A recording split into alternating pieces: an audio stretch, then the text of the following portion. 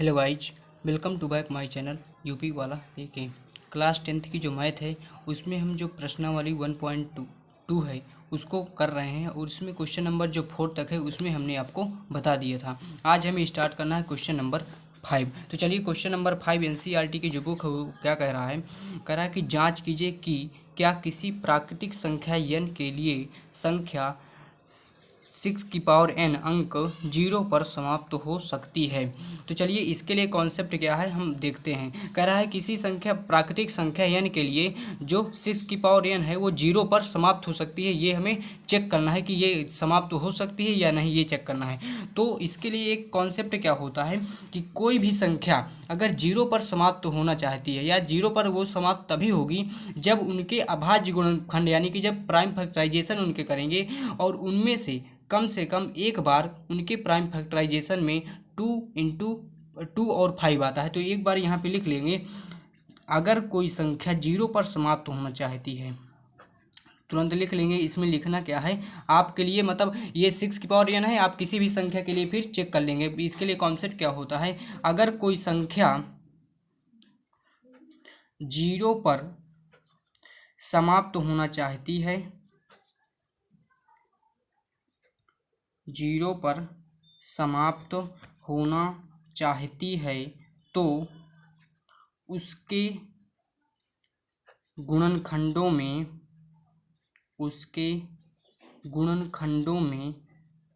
कम से कम एक बार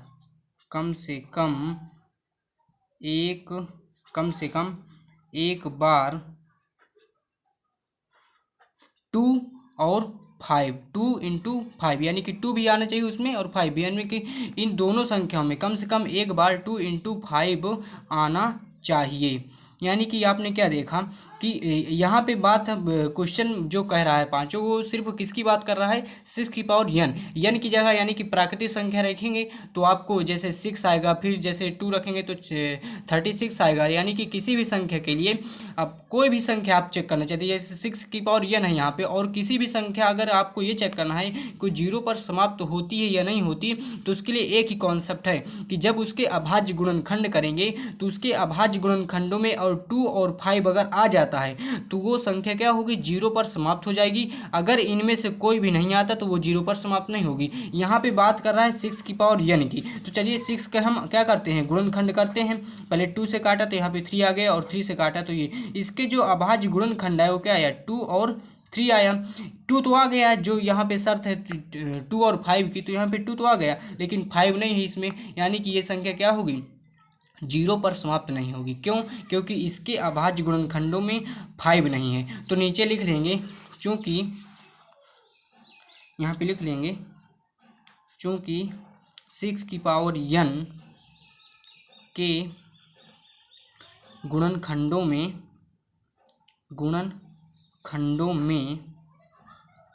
5 नहीं है, इसलिए ये किसी भी प्राकृतिक संख्या n के लिए, किसी भी प्राकृतिक संख्या n के लिए 0 पर समाप्त नहीं होगी। ठीक है,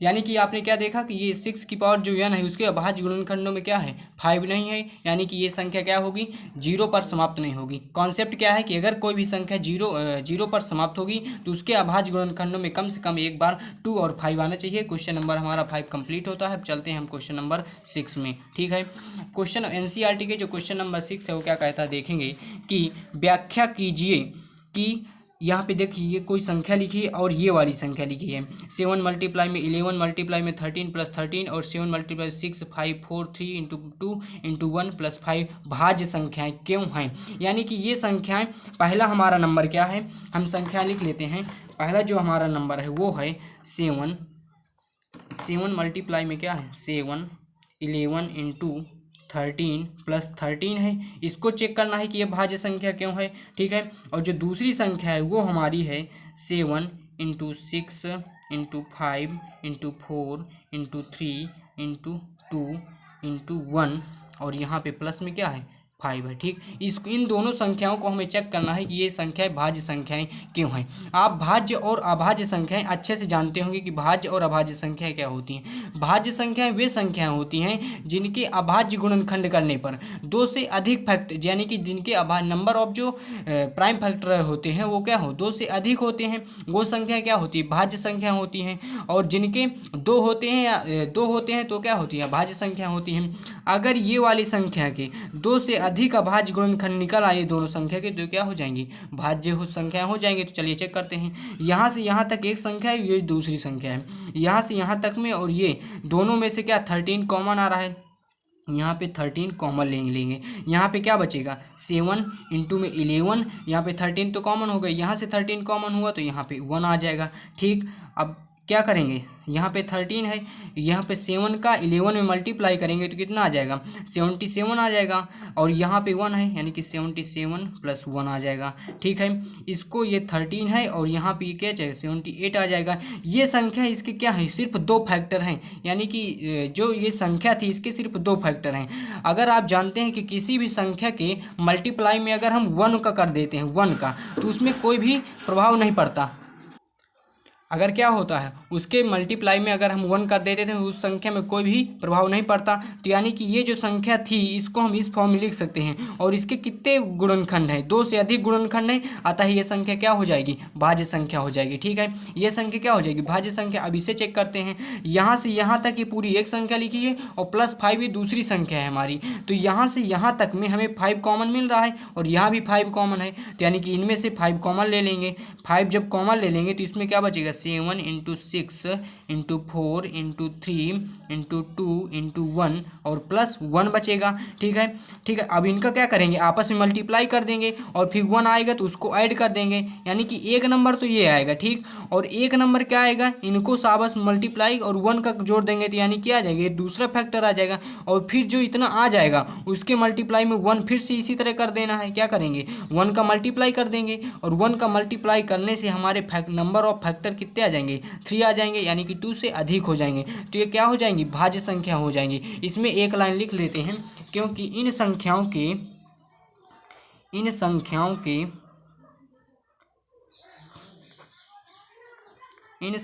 के 2 से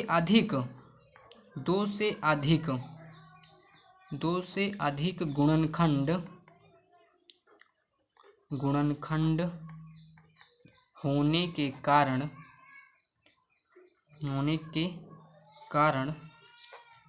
ये संख्याएं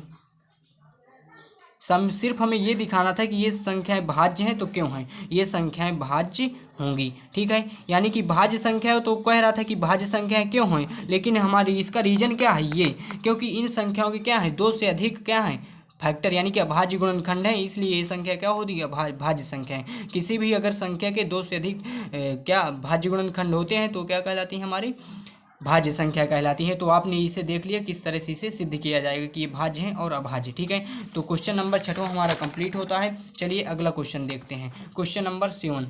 ठीक है, क्या कह रहा है क्वेश्चन नंबर 7 एनसीईआरटी की जो बुक है उसका क्वेश्चन नंबर 7 देखिए क्या कह रहा है। किसी खेल के मैदान में क्वेश्चन ध्यान से पढ़ेंगे आप। क्या कह रहा है किसी खेल के मैदान के चारों ओर एक वृत्ताकार पथ है। ठीक है, कोई भी खेल मैदान उसका पथ क्या है वृत्ताकार है। ठीक, इस मैदान का एक चक्कर लगाने में जो सोनिया है उसको 18 मिनट लगते हैं, यानी कि सोनिया कोई लड़की है उसे 18 मिनट लगते हैं। जबकि इसी मैदान का एक चक्कर लगाने में रवि को यानी कि लड़का है उसे क्या लगते हैं 12 मिनट लगते हैं। मान लीजिए वो दोनों एक ही स्थान और एक ही समय पर चलना प्रारंभ करके एक ही दिशा में चलते हैं, कितने समय बाद वे पुनः प्रारंभिक स्थान पर मिलेंगे।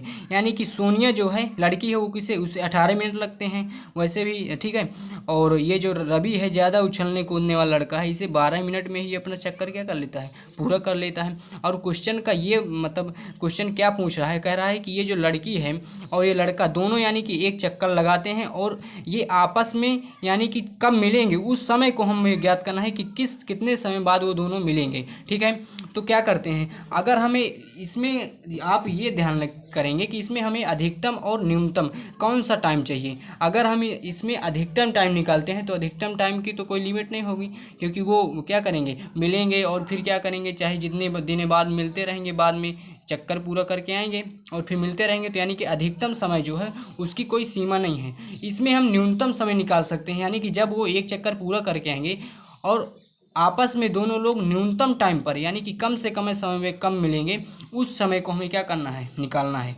और मैंने इसके पहले वाले वीडियो में बताया था, जब एलसीएम और एचसीएफ निकालते हैं, कि जब भी क्वेश्चन में हमें अधिकतम फाइंड करना हो तो यानी कि हाईएस्ट, तो उसके लिए हम एचसीएफ फाइंड करते हैं। और जब भी हमें न्यूनतम समय या न्यूनतम की मांग होती है तो हम उससे के लिए एलसीएम, क्योंकि जो एलसीएम होता है उसका फुल फॉर्म ही होता है लोवेस्ट कॉमन मल्टीपल, यानी कि जब न्यूनतम समय की बात होती है तो एलसीएम और जब अधिकतम समय की बात होती है तो एचसीएफ फाइंड करते हैं। इसमें न्यूनतम समय की बात हो रही है तो न्यूनतम समय के लिए तो आप जानते हैं एलसीएम निकालते हैं। तो चलिए दोनों संख्याओं क्या निकालेंगे, एलसीएम निकाल लेंगे। पहली हमारा क्वेश्चन नंबर कौन सा, 7 था।